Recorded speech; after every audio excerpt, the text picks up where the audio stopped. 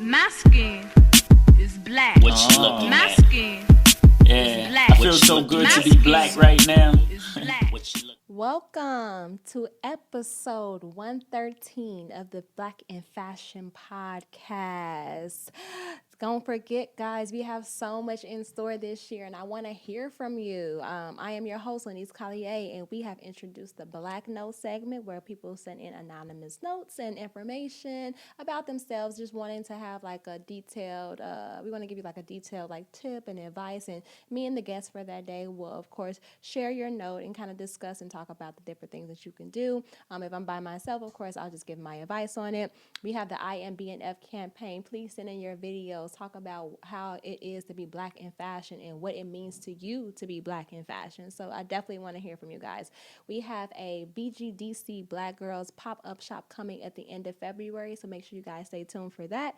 And of course, if you would like to be a part of our Black Designer Directory online, feel free to shoot us over an email with the requirements, which is a name, a brand name, your brand name, your what's it called? Your logo, a little bit about your brand, all of that stuff all in one. And of course, don't forget to shop our Black Designer Closet sale. We have some amazing Black designers in there that you guys will love.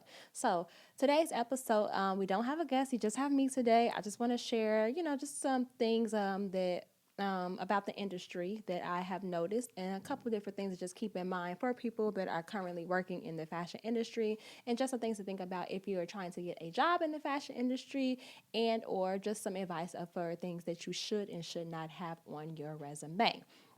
So recently, and I'm a couple episodes back, I know you guys, I don't know if you listen to it or not, but I kind of discussed how, my business, LC Apparel Consulting, was, we were facing challenging times and trying times. And the reason why is because of like clients not paying their invoices, having all of these issues with like merchant accounts and all of these things. So my goal, or not even my goal, my tactic to fix this was like, okay, I can't get any grants or loans right now. My business is still on the new side. Let me go get a job.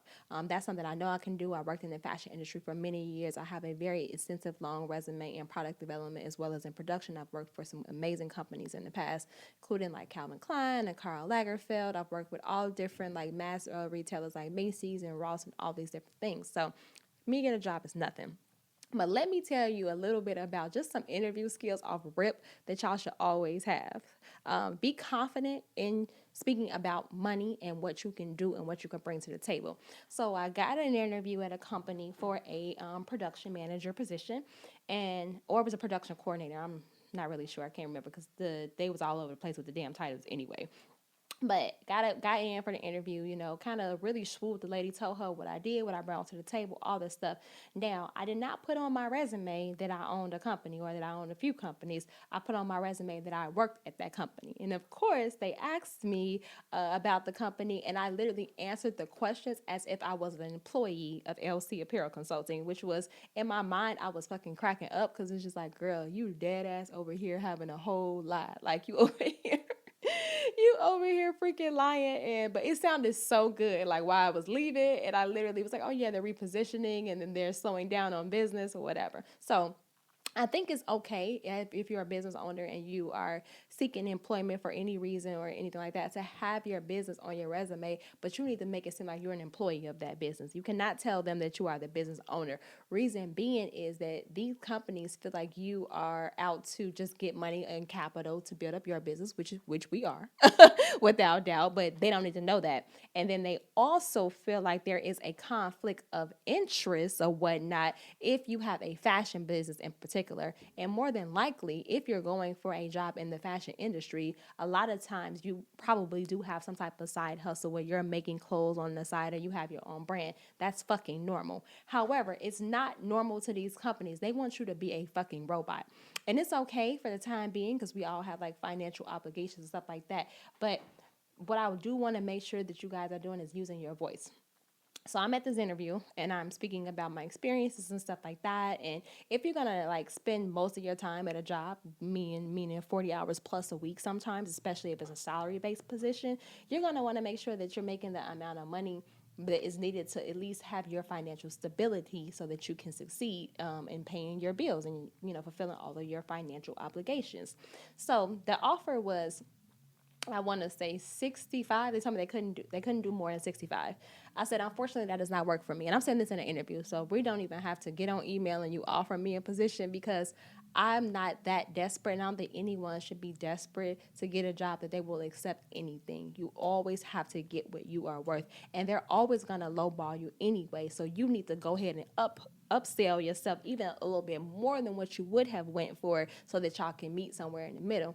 So, and the way you even speak about these, and I'm going to give you guys a little bit of verbiage that works. If someone tells you, hey, this is what we can offer and that's it, unfortunately, that amount does not meet my financial obligations. In order for me to show up here and show up for your business and give your business my all, I need to be financially secure. And if you can give me financial security, I can give you all of me. And that is a answer that what employer can actually turn that down. I've used that freaking line so many times to get the money that I needed. It's so simple. Like, and it's really, and it's not a lie neither, it's honest. If I can't pay my bills and I gotta come here to work every day and still try to figure out after work or before work or on weekends an additional amount of money to supplement my income so that I can pay my bills, I'm not gonna be all there. I'm not going to be able to give this job my all if I got to keep thinking about what else I got to do in order for me to survive, So that is a simple, very strategic answer that you can utilize that works well. Now, another thing is, there still has to be some work-life balance. So you have to make sure you ask those questions too. Like, ask them, how long have they been working there? Why do they like working there? You want me to work here. And I think a lot of times in an interview setting, people feel like they have to overly impress the person that's interviewing them. Whereas it should be an exchange. They need employees, you need employment. That's two people who need the same thing, So it's a partnership there. So just as many questions as they're asking you, you should be asking back. Like, when they ask them, how you get there and you've already sent your resume, and then they ask you, oh, tell me a little bit about your work experience. Mind you, the work experience is clearly right there on your resume. After I go ahead and do it, kind of go in a little bit more into detail about everything that's on my resume, I then ask, well, what about my resume attracted you to even want to interview me? Because you have had to have looked at it in order for you to want to have interviewed me. So what particular things are on that resume that made you even want to give me an interview? That's a shocker right there. That question always throws their ass for a loophole, but it's accurate. So it's like, did you read or did you not read about me? Like, did you actually look at my resume and look at my skill set? And it holds them accountable as well for making sure they are looking at your resume as well. And it's nice to know what they were attracted to, so that way you can capitalize on that as you guys continue the conversation. So they point out a specific thing on the resume that they liked. That's the part that you should talk about the most, because that's what they saw in you that made them want to interview. So make sure whatever that thing is, that you go above and beyond and explaining how good you are at that particular thing, okay? Big piece of advice I can give there. Now, just to tell you a little bit about this role, I kind of felt like maybe it was somewhat of an experiment at some point, because I knew damn well it was no way I was going to be able to have a 9-to-5 job and run my business. Like, I have clients out the asshole, and I have new clients, and I have employees myself. So I really was, trying to stick my neck out, because I felt like I was desperate at the time to get more funds, because I have all these clients that's not paying. But it's just like, you just have to reposition the business, Lanice. And I had to refocus my energy on focusing on the things that worked from the past year and things that wasn't working, and create a plan to get out of the deficit. And that's just business. That is what it is. And I like to be transparent with my listeners about that. It may look one way when it comes to business, but it is hard. Being in business for yourself is hard. And a lot of times everybody else comes before you. I have had to not pay my own personal rent and do things because I have to pay my team. They come into work, they're working every day, and that's always going to be my number one priority, is to make sure that they're getting paid, If not, then I'm in it by myself, and they've been there and they've been supportive and stuff like that, and they've been working hard, so I cannot not pay my team.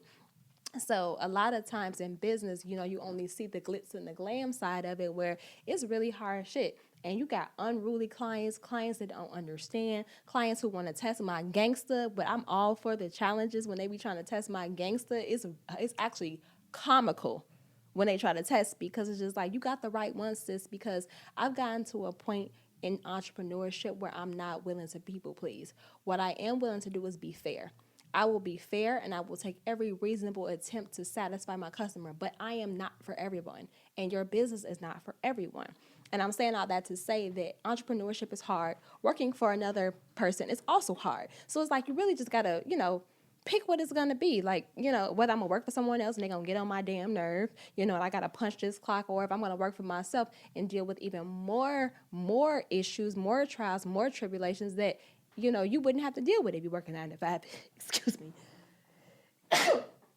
Sorry, had to sneeze, guys. But anyway, so as I'm at this job, and I want to just tell y'all a little bit about this experience, because like I said, it was pure comedy. They didn't even have a production division. They wanted me to pretty much build this production division out and, of course, hire staff, which is not a problem. I can do that, and I know production and product development like the back of my hand. I can do this. So, but having to be there 8 hours a day just did not make sense for what they needed. They needed operational structure, which I can do from home, or I can do a couple hours out the day, but I don't need to be here for 8 hours. So, after evaluating, what it was that business needed, and then also what my business needed, I'm like, okay, I can make this work. Let me go ahead and create a proposal. Tell them like, hey, I cannot commit to full-time hours, but what I can commit to is making sure that I can still fulfill all the duties and the things that you need done, but in a shorter time frame for actually a shorter amount of money. Like, you can come down off that salary. That, like I said, the salary was like 65. I was able to negotiate that salary all the way up to 80 in 5 damn minutes, just by using that verbiage I gave you guys before. To $80,000, right away. Like, and they told me that, and they wanted me to start the next day. So I got hired, got the salary I wanted all in one day. So that's why I go back to resume. Just make sure you're confident in what you say. Sorry, I digress. Let me go back. So I create this proposal, and, the proposal pretty much outlines everything that I can do, which is everything that was in the job description, everything that I'm currently doing. But I talk about how it can be done in a shorter time frame, and how I can do a little bit of this stuff remote. And like, I've analyzed what's happening here, and what I can see exactly a clear-cut plan of what you need to have fixed. The owner of the company thought it was a great idea. He like, you always got to go for what you want. And yeah, I get it. Like, this makes sense. And I'm like, oh, I like this. I was like, oh, okay. So I'm like, I'm thinking he's feeling it or whatever. So he tells me he's going to think about it, and he's going to let me know. He thought about it, give or take, maybe 2 or 3 hours, if that. I don't even know, maybe 2 or 3 hours. And then he was just like, yeah, it's going to mess up the morale of everyone else if you're able to leave at 2 o'clock and this is that and the other. So to me, I'm just like, well, I wouldn't be an employee anymore. I would be an independent contractor. So you would pay me as an independent contractor. So it doesn't matter as I come and go as I please, because I'm not an employee. You're not giving me health benefits. You're not doing anything outside of paying me for my contractual labor. And he was too focused on how everyone else would feel at the company. Now, granted, you should always make sure your team morale is good. I'm not negating that. But you also have to, at the end of the day, what is going to be most cost efficient for your business? If I have someone that can do all of the work and work that somebody can do for $80,000 for half the price, and she don't really have to be here, you're saving $40,000 right there, like $40,000, and you care about the team morale, about when I'm coming and going as not an employee. Not the smartest move. And in all honesty, it was either that or nothing. Like, I was not willing to negotiate or flex on that in any way. It was pretty much all or nothing for me. It was like, either it's going to be this or it's going to be that, but ain't no in between there. And I guess they may have gotten that confused, because when he basically told me that, he couldn't do it, I was like, oh, okay, understood. So to me, that's my last day. If you can't do what I need and what I, from this position, but to still give you what you want, then I'm chucking the deuces. So the next day I didn't come in, and they're calling and texting me, asking me questions and coming to these meetings. And I'm looking at my phone. I'm like, I don't work here no more. But they thought that because I was going to stay, even though I had laid down what it was that I wanted. So I did talked to the guy, the owner, and I asked him, I was just like, I can send people your way. I know a lot of different people that would be great for this position. And I also teach people how to do this. Like I teach production logistics. It's part of my courses, it's part of my mentorship. And I just know a lot of people in the fashion industry as a whole. But my only issue is y'all seem to not want to hire people that have their own things going on. And I just think it's super duper unrealistic to have someone to make someone only have one source of income. So you telling me if I have a side hustle, you don't want to hire me because of what? Like I'm not your competition. You're not my competition. Like my side hustle has nothing to do with you. My business has nothing to do with you. If I come to a job and I interview for a job, it means that I want to be here and that I can set up my schedule to work for it. And then he was like, no, that's not a problem. I'm like, but it is a problem because I suggested a couple people and I sent you guys their resumes and you said, oh, well, they have this at their own business. So you're basically screening people who have their own businesses and making sure you don't hire them because you want robots. That makes no sense. You should want people that are innovative, people that are thinkers, people that have an entrepreneur spirit, and not someone that's just a robot that's going to do whatever you tell them to do. So I say all that to say that when you do start working for a company, just make sure that you're asking all the right questions, asking what they're offering, ask about the growth, and just be confident in the money because sometimes a particular employer can drive you crazy. And it's okay long as it's worth the price. And if they making sure they pay your bills and stuff like that is worth the price. So I would say just make sure you guys stay on top of that. And then always bet on yourself. Like for me, like I definitely went and just trying to think quick, like, oh my God, I gotta hurry up and I gotta go get this job right now because I'm not making enough money and my business is this. Whereas like you don't have to necessarily do that. You have to reposition. Like even with being that far in the hole and just honestly being transparent and talking to everyone that's involved and everyone who has that you may owe money to or anything you have to do, being transparent in your deliveries is going to be everything. Like, hey, I don't have it right now. And it's because of this, that, and that. So of course, when I'm doing production sometimes or whatnot, it's like I need money to pay factories. And if I already tell the factory to start on something and then they haven't gotten paid for it and the client stops paying, I can't tell the factory now to stop working on those items. I still have to figure out a way to pay them because I told them to do it. Their trust and their business is through me. So any vendors or suppliers, anybody you're working with, if business tends to go down or anything like that, just make sure you guys are being transparent with them and telling them what's up.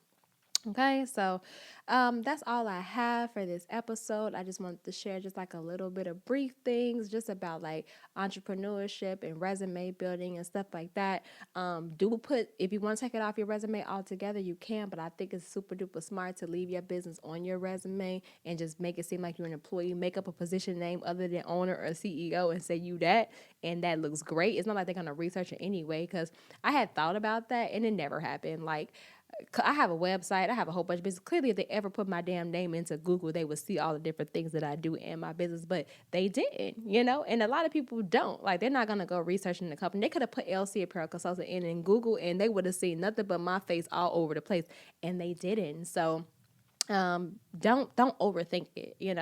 I would say just go ahead and do what's best. And then what's worst case scenario? Let's say they do go ahead and Google it and they find it and they find out that it's yours or whatever, or they might fire you, but they would do that before, I would assume, before you got hired. They wouldn't do it afterwards. Like, what's the point of looking up a company you used to work for after the person has hired you? That really doesn't make any sense. But yeah, guys, make sure you send your Black Notes. Of course, this episode is sponsored by the Elite Candle Club, guys. So make sure you absolutely check them out. It is Black History Month, and they are here. And I have to tell you that this Blacker the Berry candle from Elite Club is the best. The blacker the berry, the sweeter the juice, y'all. Y'all know that's my thing.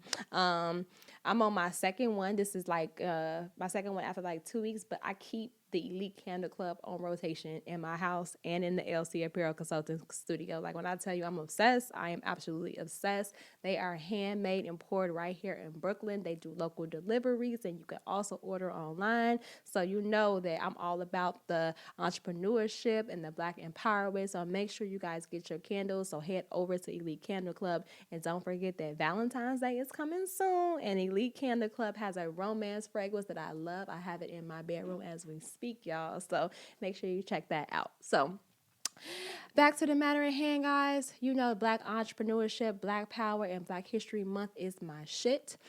This is the time for us to reflect. It's the time for us to support one another. We're supposed to support each other year round, may I just add. You know, that's clearly what I preach on my platform all the time.